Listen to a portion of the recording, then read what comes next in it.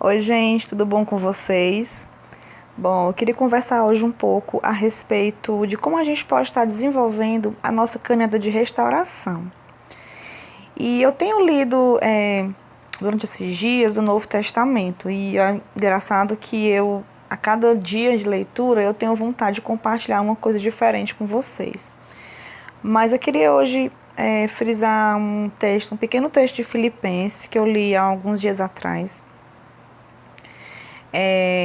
que fala um pouco do que até eu já tenho dito, né? Que na verdade a restauração do nosso casamento, ele não é um fim em si mesmo, né? Não é só para isso que nós estamos vivendo todos esses momentos.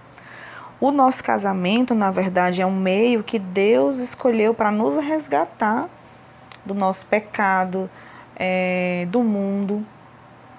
Então, eu entendo isso já há algum tempo, que na verdade é um pretexto, como se fosse isso, sabe? E durante esse tempo, né, dessa restauração, eu já vi Deus usando vários pretextos. O meu divórcio, por exemplo, é um pretexto para eu conversar com meu marido. Então, assim, várias coisas que acontecem, eu tenho entendido as lições que Deus quer me passar. E também tenho entendido até os propósitos de Deus com as coisas, mesmo as coisas ruins como o divórcio. E então, assim, o que eu descobri nesse tempo, né, de caminhada é que, na verdade, Deus desejava me salvar.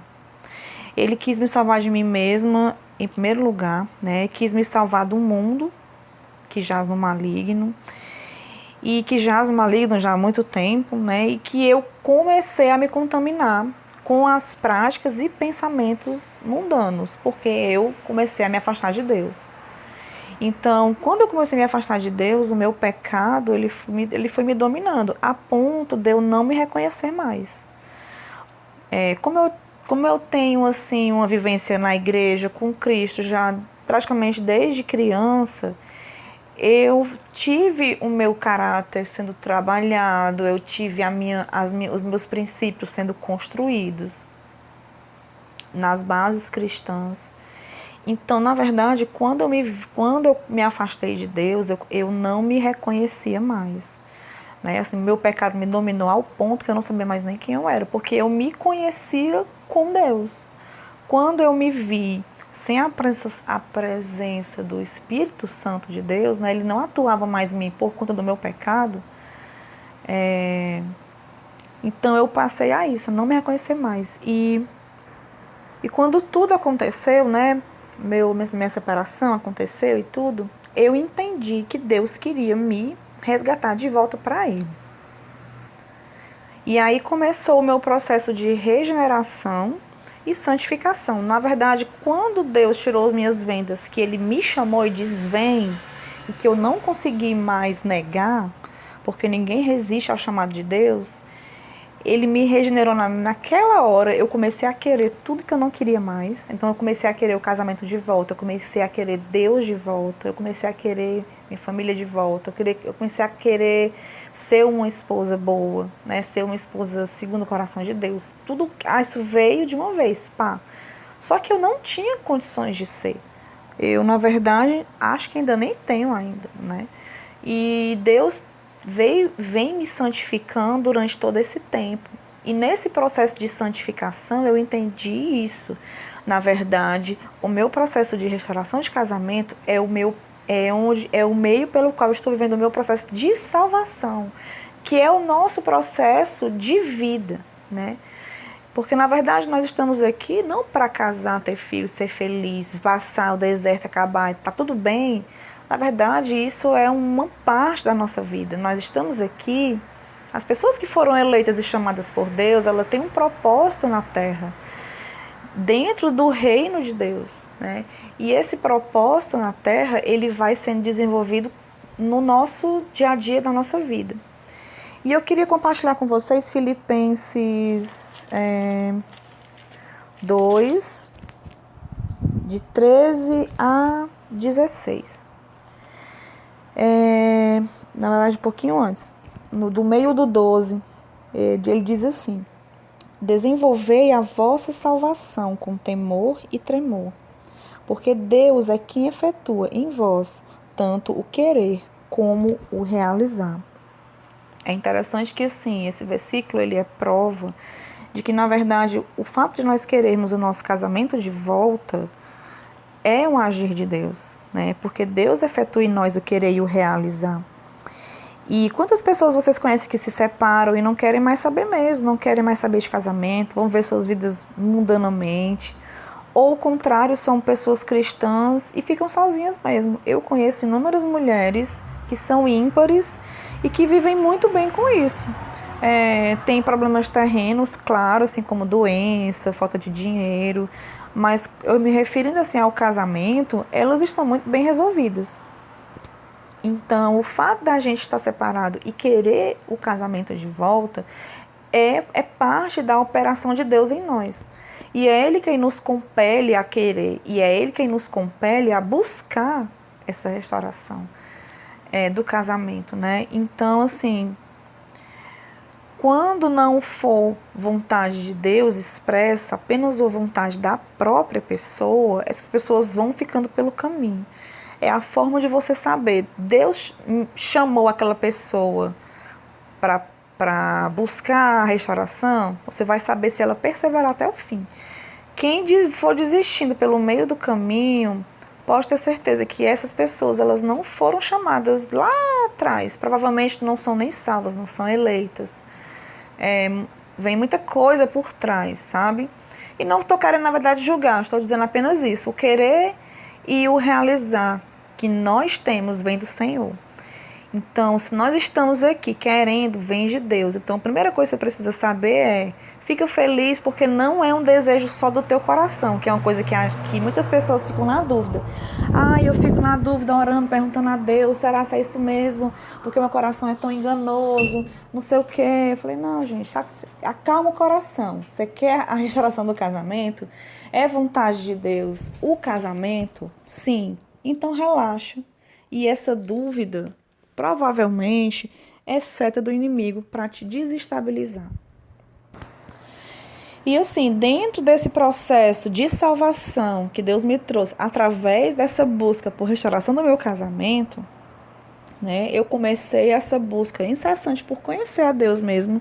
No começo, foi por desespero, foi porque eu entendi que Deus é que podia restaurar meu casamento, então eu queria, de certa forma, conhecer aquele que ia me dar a minha restauração. Era uma coisa quase meio...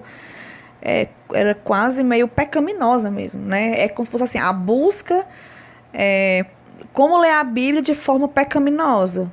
Quando você lê a Bíblia, na verdade, achando que aquilo ali vai transformar tudo do jeito para o que você quer. Mas é engraçado que isso foi se transformando à medida que Deus foi se mostrando para mim. Deus ele foi me quebrantando e foi me ensinando, né? Porque a palavra ela faz todas as coisas. Ela quebra, ela destrói, ela machuca, ela corta, né? Ela fere e depois ela cura também. Ela consola, ela ensina, exorta. Tudo isso eu fui tendo através da palavra de Deus. Então, muitas vezes eu leio a palavra de Deus sorrindo, eu leio a palavra de Deus chorando, eu leio a palavra de Deus assustada. Porque Deus está naquele momento ali conversando comigo. E essa proximidade da palavra, eu só tive agora. Eu, apesar de ter tido uma vida cristã, digamos assim, né? Desde que eu era criança, mas eu me dediquei a estudar a palavra agora. E eu posso dizer que Deus, um dos grandes motivos foi esse, que Deus queria, na verdade, um relacionamento íntimo comigo. Na verdade, vou reformular, gente. Deus é tão amoroso e misericordioso que queria que eu tivesse um relacionamento com Ele. Tá melhor explicado assim, tá? Ele, por amor, quis me trazer para perto dele, para que eu pudesse aprender, para que eu pudesse encontrar o que eu busquei no mundo, que era felicidade, alegria, senso de realização, senso pessoal de existência mesmo, sabe? Então, Deus me deu tudo isso através da proximidade com Ele. Então, foi Ele que me trouxe, tá? para que eu pudesse estar perto dele, vivendo todas essas coisas. E eu não estaria vivendo isso se eu não tivesse passado por esse sofrimento. Então, que tempo eu teria para estudar a Bíblia se eu tivesse casada? O que me compeliria a buscar Deus, né, se eu não estivesse passando por um sofrimento? E eu comecei a buscar, a ler a Bíblia por remédio, como se fosse um remédio, porque eu queria realmente aplacar a minha dor. E o Senhor começou a se revelar para mim, né, e fortalecendo assim o nosso relacionamento.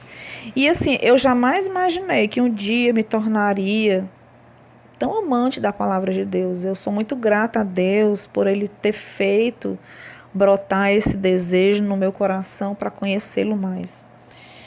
Então, através da palavra, né, eu aprendi a como viver não só o processo de restauração dessa busca, mas aprendi mesmo a viver. E continuando o versículo 14, né, 2,14, diz assim: como que a gente vai passar por esse processo de restauração, né, por essa busca de restauração, que é a nossa escola, mas que vai servir para a nossa vida como um todo.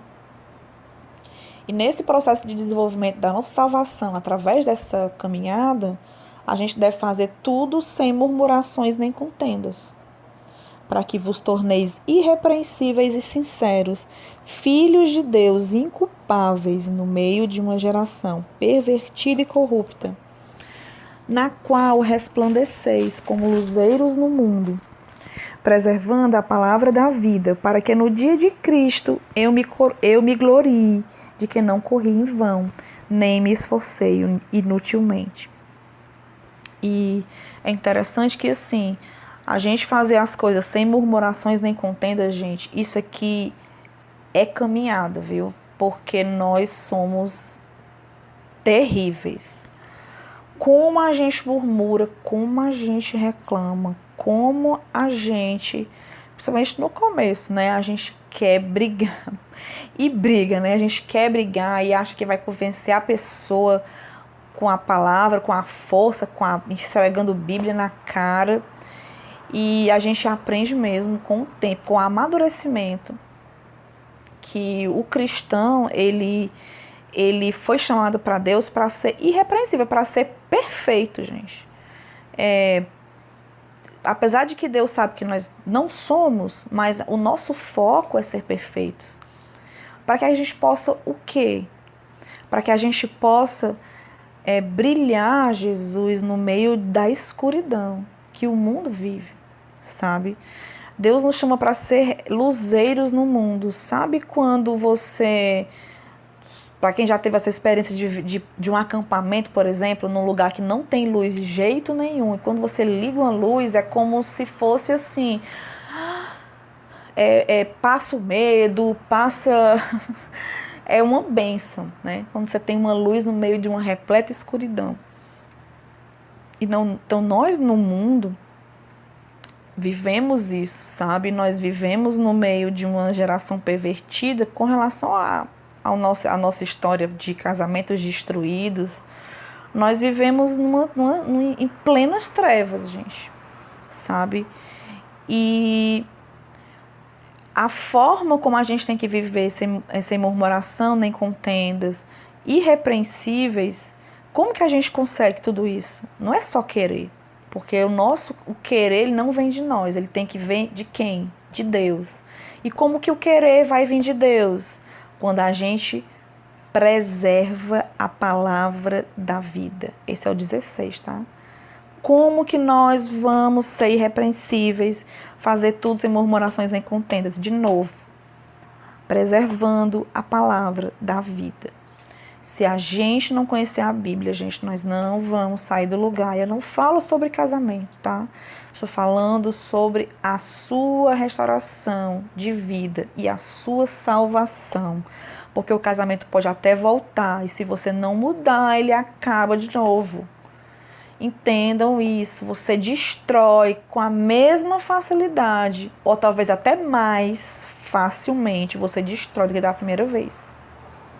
E isso não é uma suposição, isso é constatação de tantas histórias que eu já vi sendo destruídas de novo. quando a gente fala, né, a pessoa perde a bênção, digamos assim, né, porque eu não creio nisso. Eu creio que Deus escreve para que a pessoa tenha consciência de que não mudou e que precisa mudar. Quando o marido volta e ele sai de novo. Então, é isso, gente, que eu queria deixar para vocês. Que a gente consiga olhar para a palavra e sermos filhos fiéis mesmo, sabe? E que através do poder de Cristo mesmo, que opera em nós possamos realizar todas essas coisas. E eu realmente quero chegar no dia de Cristo, que provavelmente aqui ele se refere ao juízo final, que eu olhar para trás e eu entender que eu não corri em vão e nem me esforcei inutilmente, porque o que eu busquei foi a minha salvação pessoal, o desenvolvimento da minha salvação pessoal e o clamor para que o meu marido possa viver essas mesmas coisas que eu. Então hoje eu posso dizer para vocês que o desenvolvimento da minha caminhada de restauração chegou nesse ponto. Eu me angustio hoje 90% mais, porque o meu marido não é salvo e ele a qualquer momento pode ir para o inferno, do que pelo fato dele não estar comigo ou estar com outra pessoa. Então, diante da salvação dele, hoje para mim é muito mais importante. Eu quero que meu marido possa viver com Cristo e viver as experiências que eu tenho vivido com Deus, e ele possa realmente ser liberto do pecado e salvo do inferno. É isso que eu tenho clamado e é isso que eu quero compartilhar com vocês hoje, gente. Fiquem com Deus.